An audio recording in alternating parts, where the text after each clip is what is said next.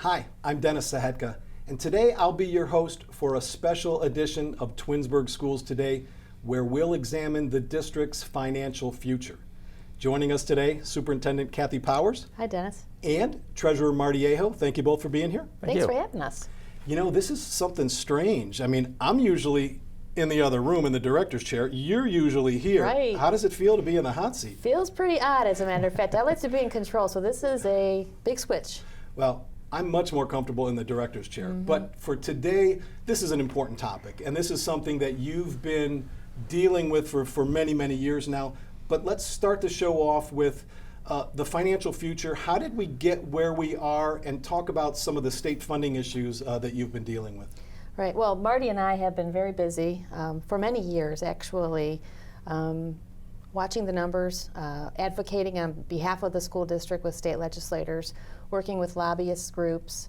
Years ago, there was a legal battle and a court case where it was determined unconstitutional the manner in which public education is funded, and yet and still we're many, many years later and still in the same place.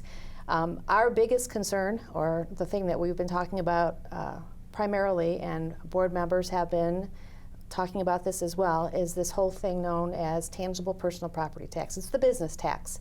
And what we know from lots of conversations in Columbus is that the business tax that once provided a nice revenue stream for the Twinsburg City School District will soon be eliminated.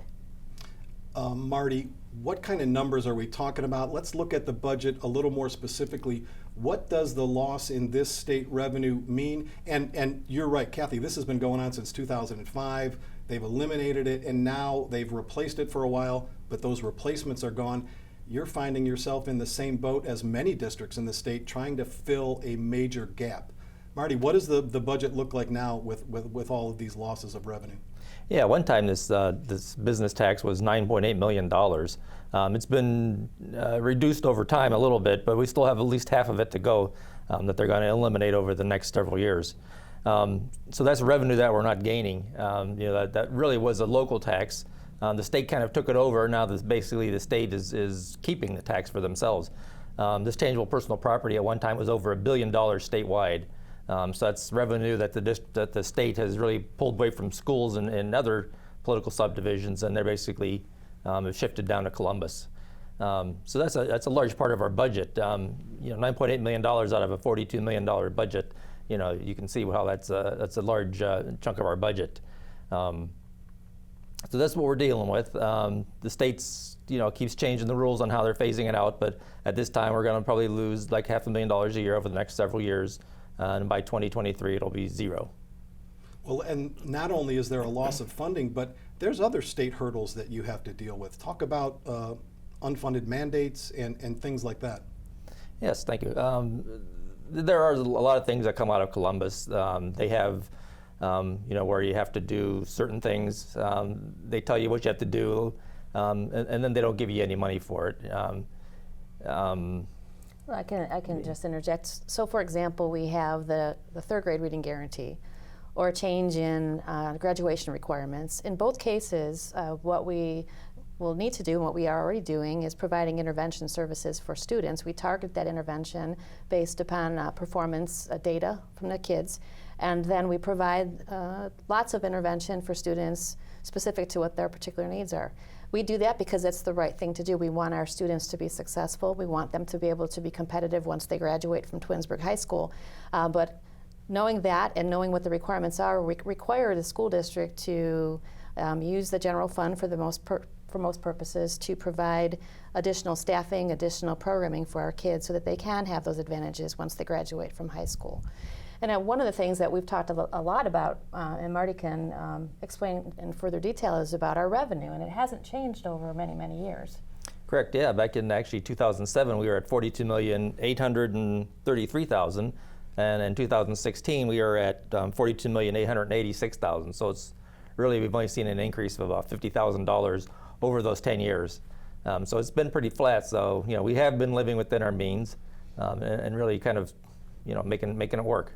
And because of those unfunded mandates, what we have to do to make sure that we can live within our means is that we're being very frugal in our spending. We run a lean organization as far as spending goes, and if we have a new idea, if I'm requesting an additional staff member from the Board of Education, then I'm also providing for the board ways that we're going to be more efficient as an organization, ways that we're trimming the budget someplace else in order to provide that opportunity for that new staff member.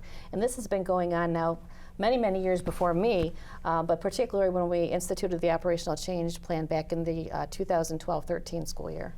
Well, and that's where I wanted to go next. What is the operational change plan? And I know I've been directing this show for many, many years, and as long as you've been on here, the administration and the board has been proactive, transparent, always being upfront with the community, not only on this show, but at public forums, at board meetings.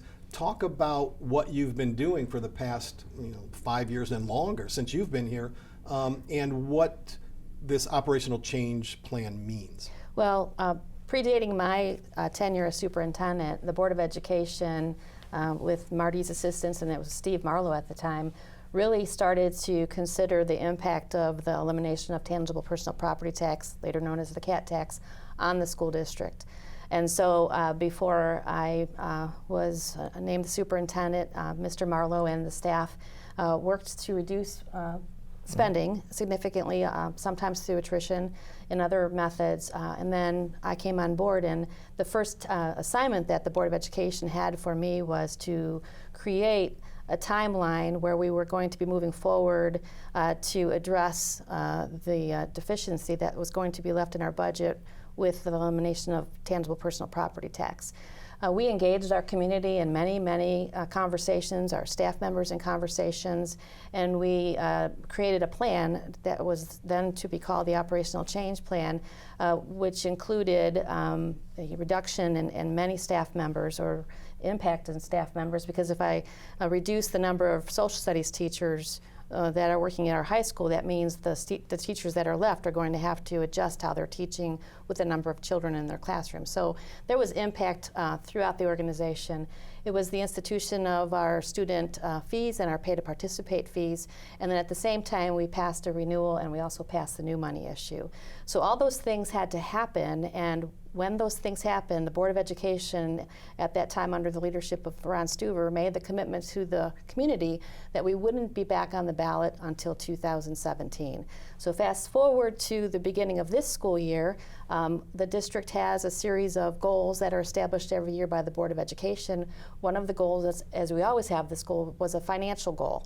And the Board of Education set Marty and I on the course to once again engage our community in conversations about the financial picture. We used something called the district's strategic financial flow chart.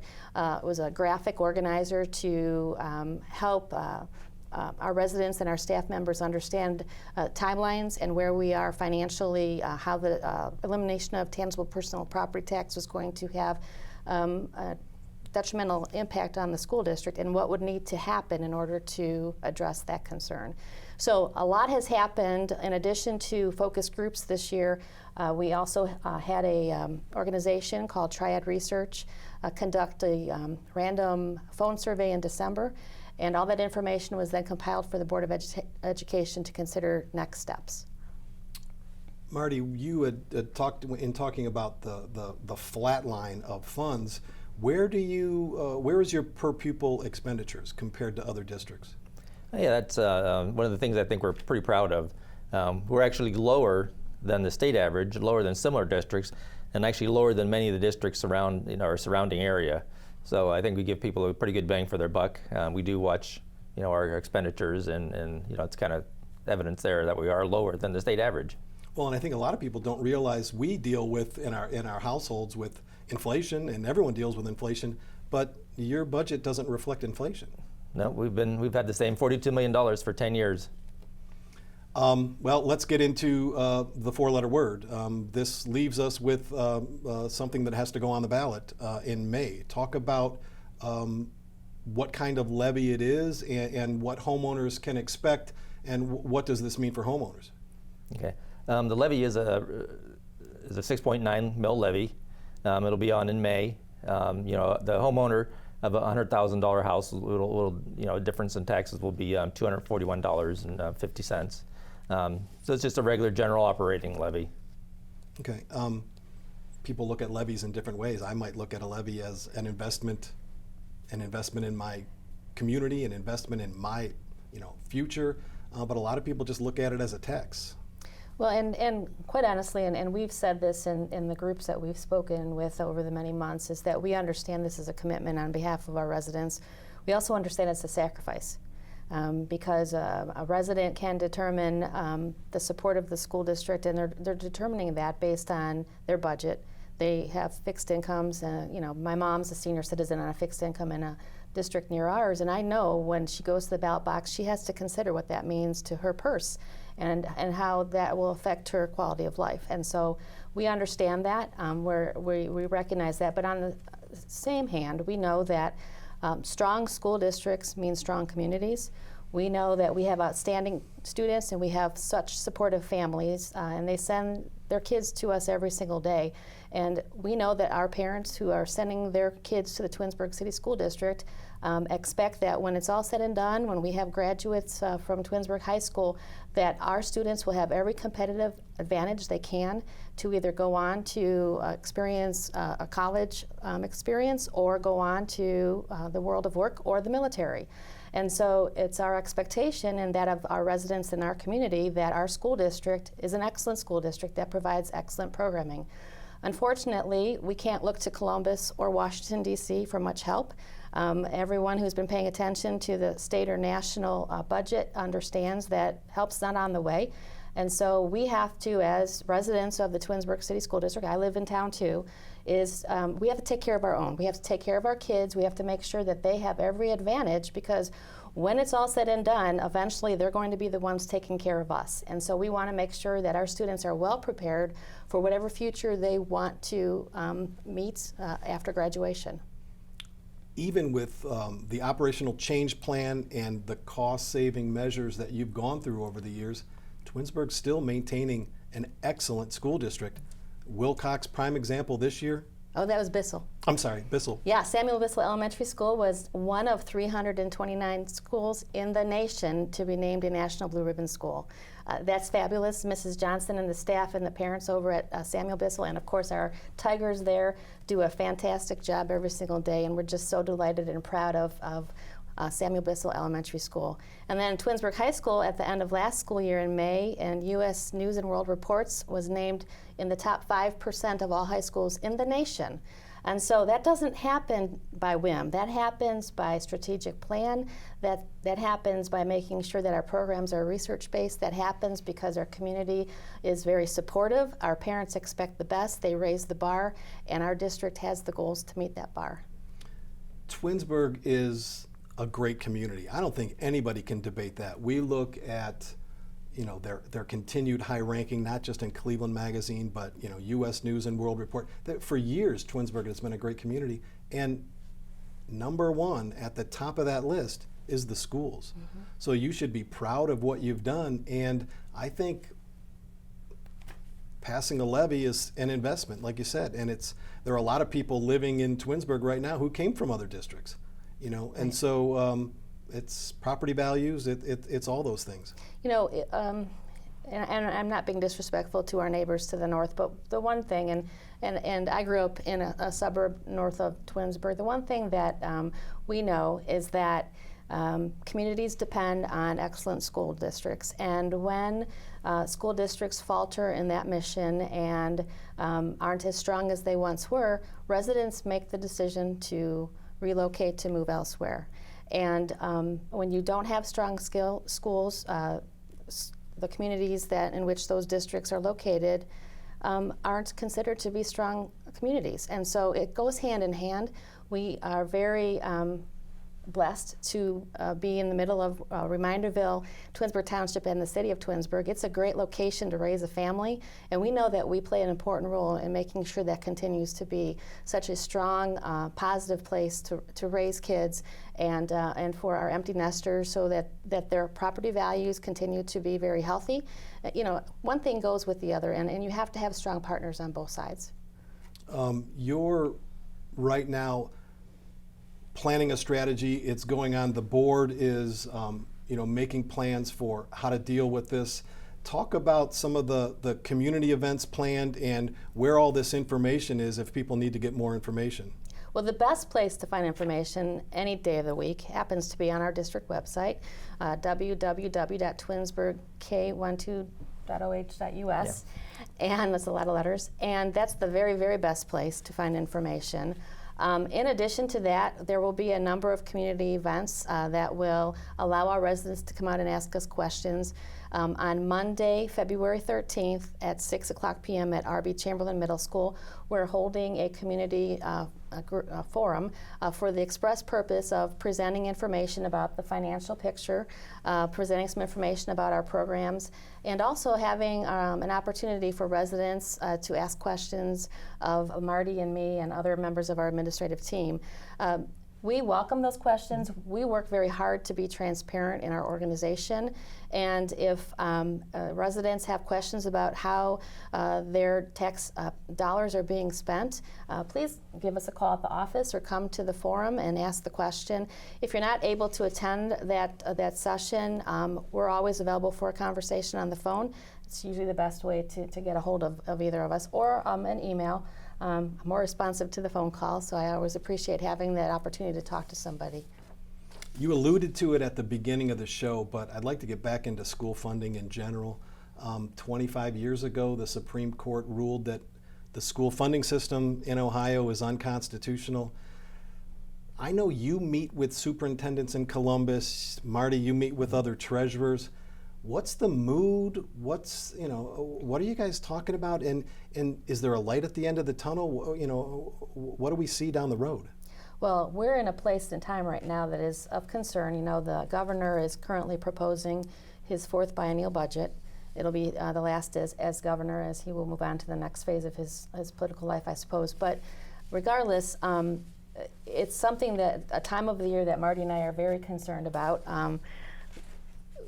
It will have implications for the school district. So we have the biennial budget that we are concerned about. The U.S. Department of Education is working through all of the parts and pieces of the new federal law called Every Student Succeeds Act. And the state of Ohio, the Ohio Department of Education, just this week released the overview of the plan. So currently we are working with our network of administrators, treasurers, superintendents, and then our principal groups as well, to study the overview of the plan, to try to determine how that will have an impact on our school district, because it certainly will. Marty and I are not the kind of administrators that are, I guess, stuck in the office, for lack of a better word. We're in Columbus. We advocate on behalf of the school district there. We belong to a number of lobbyist groups who work between school districts with a common interest with regard to tangible personal property tax. We have a very strong lobbyist group that works to try to inform change. Unfortunately, although they have had great effort behind that goal, we don't believe that there's going to be much relief from what will be the ultimate elimination of that business tax in total. So we advocate, we ask our Board of Education to do likewise. Practically every board meeting I'm asking our residents and community members and parents to please advocate on behalf of the school district. Pick up the phone and call one of our legislators, send a letter, send an email, because I think there's such power behind citizens, and if they would just work together, change can happen. Let's go back to operational change plan. One of the things that I don't think you touched on that was interesting to me is the consortium and buying power that you garner, and that lighting system that you got. Talk about the cost savings that you had there. That was House Bill 264. Yes. Talk about the money of that, and I'll talk about the other things. Yeah, the House Bill 264s are something that the state of Ohio permits to be done. And what it is basically an energy conservation project. So actually engineering firms come in and they'll look at your physical plant and see where they can reduce your utility usage. And by doing so, then those dollars that you don't have to pay in utilities, you use to pay for the debt to pay for the project. So basically the project's self-funding. So you reduce your utilities and that pays for the funding of the project. So we've done some projects over time. At the high school, which is probably our greatest project, They upgraded some of the heating, ventilation, and basically the controls. A lot of those, those were upgraded, and then the lighting was put in, the LED lighting. So they were actually really able to see a huge difference in the cost of utilities at the high school. For the high school being a relatively new building, it's kind of surprising that all those special little controls weren't in there when they built it. But just coming through, and I think the biggest impact was really getting all these specialized controls in there, to turn off the heat and the cooling, and keep the temperatures more even. So that was really a pretty good project. And then we've done another project at Chamberlain Middle School. They replaced a boiler and some lighting there, and they were able. These old boilers were huge, and now they bring in something that's like the size of a washing machine, and it does the same thing. And instead of this boiler that's size of like a truck, size of a truck. So we've been pretty successful with those projects. And then you asked the question about our buying power in our consortiums. We belong to a couple, and I'll name two of those. Ohio Schools Council is an organization that we are affiliated with. I actually sit on their board of directors, and the purpose for that is to pool the buying power of many school districts and get the best pricing. So we have that, as well as our health care benefits provided to our employees is through the Stark County Council of Governments, and so Stark County COG. So we are able to reduce expenditures because of pooling the buying power of many school districts. I guess we're nearing the end here. Talk about, this hasn't just been difficult for you as an administration and as a treasurer, but the board, the staff and the administration, and really how much they've had to pick up throughout over all this, and what a great job they've done maintaining excellence. They really have. I mean, we have the very best students, I have to say. They are just outstanding in so many different ways, and we have an awesome staff that supports them every single day.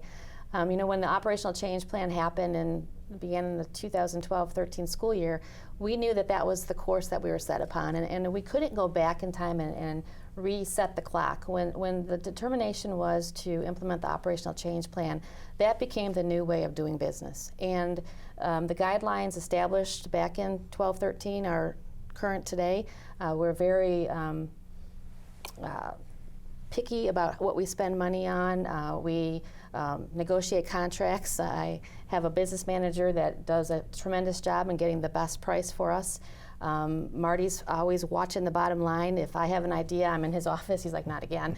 But if there's an idea, then there has to be the counter to the idea. Okay, if we're going to do this, how are we going to reduce spending on this side of thing? And so our Board of Education has done a great job of watching, making sure that we are good to the guidelines of the operational change plan. They are very good about how we spend money, always focused on the students. That's the bottom line. They want to make sure that we continue to provide the best opportunities for our students because they understand the impact that we'll have on the community in the long run. Well, and I said it before, but one of the things I'm most impressed with, and of course I get to see you every month doing this show, but how transparent and how out front the administration and board have been during these difficult times. Let's again summarize what we're going to see on the ballot and why and where can people get more information to make their own informed choice. Yeah, there again, it's a 6.9 mil levy. It's general operating levy. It's basically to backfill the loss of the tangible personal property taxes. The state's taken that money away from us, so we need to keep our revenues where we can maintain our programming. It'll be on the May 2nd ballot levy. And then, like I said before, $100,000 house will have to pay $241.50 more per year. So just double that if you're 200 and do the math. I mean, correct. It's pretty easy. Right. And again, information, if someone wants to make their informed choice, all the information is available. On the district website, www.twinsburg.k12.oh.us. And again, I invite anyone who has questions to call Marty or myself at the Board of Education office. Always happy to have the conversation and answer the questions. Well, I thank you both for being here and being so transparent. And who knows, down the road, we might do something again at one of the public forums or at another show like this. And thanks for being the host. Thank you. You know what? That was Just don't get used to it. No way, I'm going back to that chair There in you go. there. Thank you for joining us. Please, I hope you go to the website, go to one of the community forums. Whether you're for a levy or against a levy, at least make an informed choice. So do your research. And again, by all means, vote. That's the most important thing. So thank you for joining us here on Twinsburg Schools today, right here on your community channel, Cable 9.